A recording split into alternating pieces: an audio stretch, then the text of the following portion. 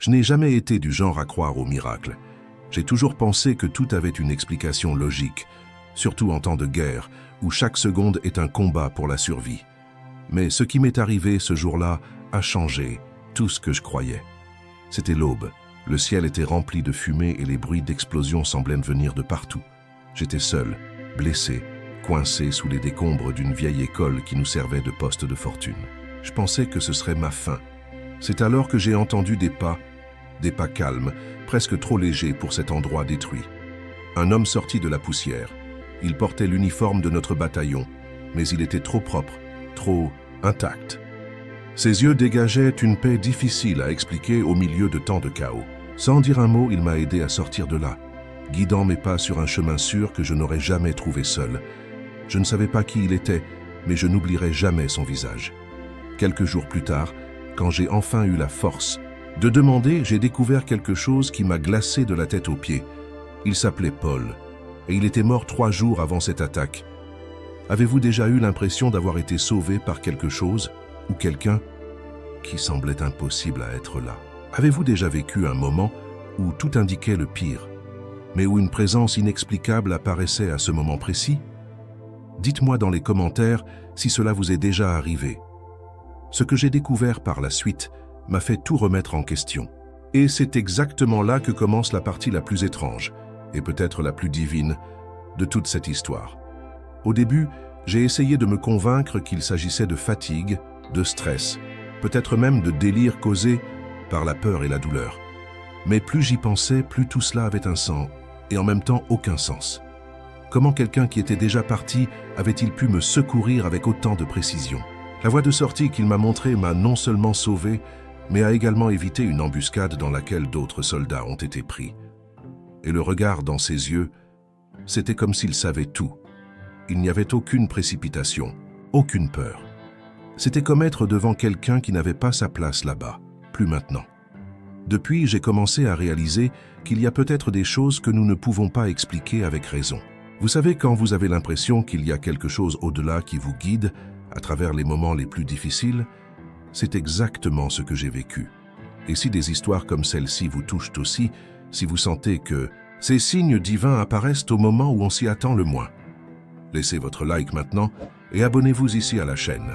Vous continuez donc à suivre des reportages comme celui-ci, réels, intenses, et qui nous font repenser tout ce en quoi nous croyons. Mais le plus étrange était encore à venir, car après avoir quitté cette base et être retourné à l'hôpital militaire, quelque chose s'est produit, quelque chose qui a confirmé une fois pour toutes que Paul n'était pas n'importe quel soldat. Je m'appelle Marc, j'ai 22 ans, et je suis né à Lyon, à l'intérieur de la France. Je n'aurais jamais imaginé que je finirais au milieu d'une guerre. Lorsque je me suis inscrite comme infirmière bénévole, je pensais que mon travail se ferait dans les coulisses, hôpitaux, centres de soutien, tout au plus en aidant avec des fournitures. Mais j'ai rapidement été envoyé dans une zone de conflit actif, où la frontière entre la vie et la mort était très mince. Les premiers jours, je dormais à peine. Le bruit constant des bombes, les appels à l'aide, l'odeur de la fumée et du sang, cela vous façonne intérieurement. Nous apprenons à désactiver nos émotions pour ne pas nous effondrer. Je me suis répété que tout était une question de logique, de technique et de sang-froid. Spiritualité, âme, miracle. C'était quelque chose pour ceux qui avaient le besoin de s'accrocher à quelque chose pour ne pas devenir fou. Et je pensais que j'étais trop fort pour ça. La base où nous nous trouvions était improvisée, un groupe de cabanes entouré de bâtiments détruits. Une ancienne école est devenue un poste de tri. La nuit, le seul bruit qui nous berçait était le bourdonnement des drones dans le ciel. C'était un environnement où la raison semblait tout dominer.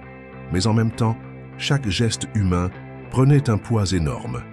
Voir un collègue porter dans ses bras un soldat blessé, même en danger, ou partager le dernier morceau de pain avec un civil caché, était le genre de scène qui commençait à percer mon scepticisme. Je me souviens d'un jour en particulier où nous manquions de ressources et où un convoi transportant des médicaments a été intercepté. J'ai vu un garçon d'environ 10 ans traité avec une attelle faite de papier journal et qui souriait toujours à sa mère pendant qu'elle recevait une intraveineuse. Cela m'a secoué. J'ai commencé à me demander comment tant de gens parvenaient à garder foi dans un tel scénario. J'ai vu des soldats avec des scapulaires autour du cou des femmes murmurant des prières tout en nettoyant le sang de leurs enfants. Cela me dérangeait comme s'il y avait quelque chose que j'essayais d'ignorer à tout prix. Malgré tout, j'ai continué à me fier à ce que je pouvais voir, toucher et comprendre. La douleur, les pansements, les diagnostics, tout est très pratique. Mais il est curieux de voir comment la vie choisit les bons moments pour tout chambouler. L'attaque qui a changé mon histoire s'est produite un matin nuageux, alors que j'étais seul dans l'un des couloirs de l'école de fortune. Il n'y avait pas de sirènes à ce moment-là, juste un silence tendu. Et c'est dans ce silence que tout a commencé à changer. Tout s'est passé très vite. Je venais de sortir de la tente médicale avec une boîte de gaz et quelques flacons d'antibiotiques lorsque j'ai entendu le premier choc, sec, violent, comme si le sol s'était rompu sous mes pieds. L'école, qui servait auparavant d'abri aux civils et aux blessés, a été entièrement secouée. Le plafond a commencé à s'effondrer et une seconde plus tard, tout est devenu sombre. Lorsque j'ai repris conscience, il y avait de la poussière, dans l'air du béton sur mes jambes, et un silence étrange et étouffé, comme si le monde extérieur avait été éteint. J'ai essayé de bouger, mais une vive douleur dans ma côte m'a arrêté. Ma radio avait disparu, et mon appel à l'aide résonnait sans réponse. À ce moment-là, la seule chose à laquelle je pensais était « Est-ce comme ça que tout se termine ?» C'est drôle comme dans les pires moments, l'esprit recherche des images auxquelles on ne s'attend pas. Je me souviens de l'odeur de la cuisine de ma grand-mère, de la lumière jaune dans la pièce où j'ai grandi, de la première fois que ma mère m'emmenait à l'école un jour de pluie. Tout semblait si loin, si inaccessible. La guerre avait englouti tout cela, et maintenant elle m'engloutissait aussi. J'ai essayé de rester conscient, récitant mentalement des procédures médicales comme si cela pouvait me garder lucide. Compression, respiration, circulation. Mais le temps semblait déformé à l'intérieur. Les minutes se sont transformées en heures. Je n'avais pas faim, mais le froid commençait à envahir mon corps. Le bruit des avions passait au loin et quelque part il devait y avoir de la vie, de l'aide, des gens qui essayaient d'aider. Mais avec moi, juste le vide. Mon scepticisme qui avait toujours été mon bouclier a commencé à se fissurer. Je me suis retrouvé à murmurer des mots que je n'avais jamais utilisés avec une vraie foi. Si quelqu'un m'écoute, faites-moi sortir d'ici. Je ne sais pas vraiment à qui je parlais. Peut-être pour Dieu, peut-être pour moi, peut-être pour personne. Mais c'était la première fois que je me sentais complètement abandonné, vulnérable, aucun contrôle. Et dans cet abandon silencieux, quelque chose a commencé à changer. Pas de façon spectaculaire. C'était subtil. Une sensation d'abord. Comme si quelqu'un m'observait là, dans ce noir absolu. Et cette présence, aussi étrange qu'elle puisse paraître, n'a pas fait peur. Au contraire. Si vous avez déjà vécu un moment où tout semblait perdu, mais où quelque chose ou quelqu'un vous a donné la force de continuer, écrivez ici dans les commentaires. Parfois, une simple histoire peut toucher plus d'un, millier d'explications. J'étais presque à nouveau dans les pommes quand j'ai entendu le son. Ce n'était pas le bruit attendu d'un sauvetage. Pas de sirène, pas de cris ou de pas de course. C'était quelque chose de plus doux, de plus rythmé, comme si quelqu'un marchait simplement calmement parmi les décombres. Je pensais que j'avais des hallucinations. J'ai fermé les yeux mais les pas continuaient, se rapprochant de plus en plus. Lorsque je l'ai rouvert, j'ai vu une silhouette parmi la poussière suspendue dans l'air, découpée par la petite lumière qui entrait par les fissures du plafond effondré. C'était un homme, grand et mince, uniforme de l'armée française. Mais il y avait quelque chose qui n'allait pas. Pas faux d'une manière effrayante. Faux parce que cela n'avait pas de sens. Son uniforme était propre. Pas de larmes, pas de taches de boue, rien qui indique qu'elle aussi venait d'être bombardée. Il avait l'air intact et pourtant réel. Il m'a regardé avec une expression calme, presque comme s'il savait exactement quoi faire. Je ne pouvais pas parler correctement, mais il s'est penché, a rapidement analysé mon état et m'a dit d'une voix calme, presque comme s'il était dans un café en train de me parler. « Tu peux sortir d'ici, mais tu dois me faire confiance. » Sans discuter, je me suis appuyé sur lui. J'ai senti son bras ferme me tirer doucement, comme s'il savait exactement quelle partie de mon corps était blessée. Nous avons traversé une ouverture entre des blocs tombés que je n'aurais jamais remarqué par moi-même. Ce qui est étrange, c'est que même avec la douleur, tout semblait plus léger à ce moment-là. Comme si la peur avait cédé la place à un absurde sentiment de sécurité. Nous avons marché en silence, évitant les structures instables, et le chemin qu'il a tracé nous a conduits du côté de l'école, où l'air était plus respirable et où le bruit de la guerre semblait lointain. Dès que nous avons quitté le bâtiment, il m'a aidé à m'asseoir à côté d'un pilier brisé. Et puis, aussi calmement qu'il était arrivé, il se contenta de hocher la tête et s'éloigna en silence, disparaissant parmi les décombres. J'étais toujours confus, mais quelque chose m'a fait demander, presque dans un murmure, « Quel est ton nom ?» Il s'est retourné une seconde et a dit « Paul ». Après cela, il a disparu. Dans les jours qui suivirent, tout semblait flou. J'ai été emmené dans une base de triage de fortune, dans un hôpital de campagne. Et même si mes blessures n'étaient pas aussi graves qu'elles le paraissaient au premier abord, le médecin a déclaré que j'avais survécu uniquement parce que j'avais été rapidement retiré des décombres. Cette information m'a mis mal à l'aise, car à aucun moment, aucun membre de l'équipe n'a mentionné avoir procédé au sauvetage. Quand j'ai essayé de dire merci, personne ne savait de quoi je parlais. J'ai attendu quelques jours, j'ai repris des forces, puis j'ai commencé à demander. J'ai commencé simplement. « Avez-vous vu un soldat nommé Paul par ici ?» Je l'ai répété en français, en anglais, même par geste. Mentionner son nom m'a donné une sorte de sécurité. Mais les réponses arrivaient toujours dans ce silence inconfortable. L'une des infirmières fronça les sourcils et m'emmena chez un supérieur, un sergent qui contrôlait les listes des morts et des disparus. Lorsqu'il a sorti le porte-bloc et regardé le nom que j'avais insisté pour épeler, il s'est arrêté une seconde. Paul Lefebvre. Il a demandé. J'acquiesçai, ressentant déjà une étrange sensation dans mon estomac. Le sergent me regarda avec une expression qui semblait mêlée de respect et de peur.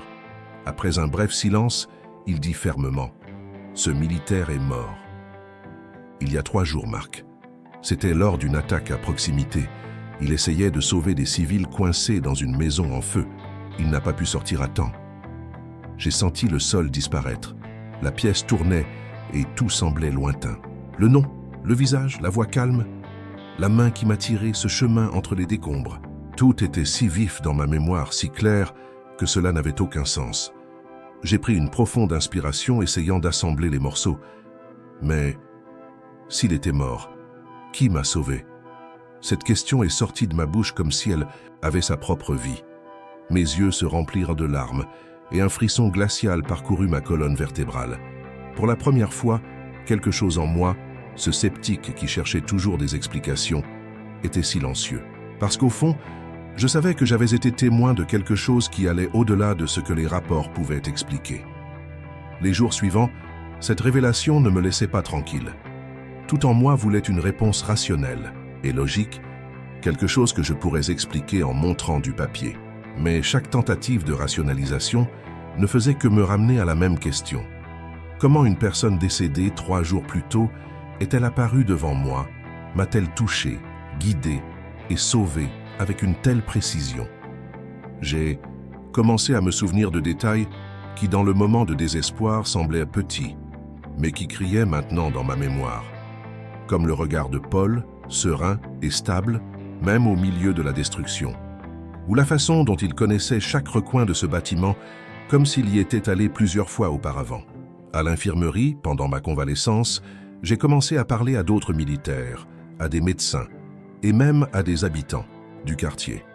J'ai découvert, à ma grande surprise, qu'il existait d'autres histoires similaires, des gens qui disaient avoir été aidés par des inconnus qui ont disparu peu après, des gens qui ont échappé de peu à la mort, guidés par quelqu'un dont ils ont découvert plus tard qu'il était mort. J'ai commencé à approfondir ces rapports. Je lis des livres, des notes d'anciens combattants, de vieux forums avec des rapports émouvants et presque incroyables. Et une phrase revenait fréquemment parmi ces histoires, « Je n'étais pas seul ». Il était impossible de ne pas se demander s'il y avait quelque chose au-delà de ce que les yeux pouvaient en voir. Peut-être que Dieu utilise vraiment les gens qui sont déjà partis pour remplir des missions spécifiques ici sur Terre. Non pas comme des fantômes ou des apparitions effrayantes, mais comme des instruments de lumière, de protection. Une manière subtile et divine de nous rappeler que la vie ne s'arrête pas lorsque le corps cesse de fonctionner, que la connexion entre les âmes, entre les buts, reste active dans des dimensions que nous ne comprenons pas encore pleinement. Cette expérience a tout changé chez moi. Le sceptique a cédé la place à la foi, Non pas cette foi rigide, pleine de règles, mais une foi vivante qui m'a embrassé dans les détails, dans le silence d'une nuit d'hôpital, dans le vent léger qui passe par la fenêtre, dans les mots justes que quelqu'un dit sans savoir à quel point on avait besoin de les entendre. Et plus je réfléchissais, plus cela devenait clair en moi. Peu importait que je puisse le prouver ou non. Ce qui s'était passé là-bas, dans ce bâtiment en ruine, était réel. J'ai senti le contact, j'ai entendu la voix.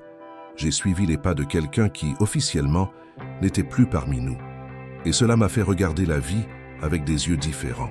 J'ai commencé à réaliser à quelle fréquence nous traversons des situations improbables et ne réalisons pas que peut-être, juste peut-être, quelque chose de plus grand nous guide. Parfois, c'est une personne qui surgit de nulle part pour aider. Parfois, c'est un retard qui vous évite d'être au mauvais endroit au mauvais moment. D'autres fois, c'est juste ce sentiment, ce frisson sans raison apparente, comme si une présence invisible était à côté de vous.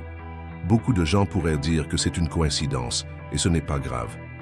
C'est ce que je pensais, moi-même.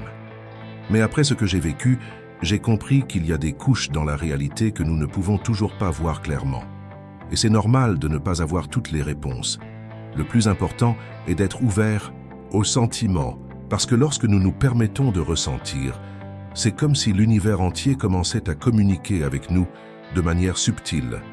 Une chanson qui sonne au bon moment, un rêve qui semble plus réel que le jour, une rencontre inattendue, avec quelqu'un qui dit exactement ce que vous aviez besoin d'entendre. Rien de tout cela n'est dû au hasard. Ce sont des messages, petits signes. Et c'est pourquoi j'ai partagé cette histoire aujourd'hui. Non pas pour convaincre qui que ce soit, mais peut-être pour toucher quelque chose à l'intérieur. Parce que je crois sincèrement que ces moments ont le pouvoir de transformer. Raviver la foi, fortifier ceux qui ne croyaient plus, unir les gens à travers des expériences qui dépassent la logique. Si vous êtes arrivé jusqu'ici, c'est parce que cette histoire vous a touché d'une manière ou d'une autre. Et peut-être que comme Marc, vous commencez aussi à regarder la vie avec un peu plus de sensibilité, en réalisant qu'il y a quelque chose au-delà de ce que l'on voit. Si ce type de contenu est bon pour vous, vous fait penser ou ressentir différemment, abonnez-vous à la chaîne ici. Parce que c'est exactement ce que nous cherchons à apporter. Des histoires qui inspirent, qui connectent, qui apaisent dans le cœur, ou qui nous rappellent simplement que nous ne sommes pas seuls. Si cette connexion vous semble logique, laissez votre like ici sur la vidéo. Cela peut sembler un détail, mais cela me montre que cette voie est la bonne et que cela vaut la peine de continuer à partager ces histoires. Oh, et si vous aimez ce type de sujet, je vous invite à regarder la prochaine vidéo ici sur la chaîne. C'est une autre histoire vraie, pleine de sens, qui pourrait apporter exactement la réponse que vous cherchiez.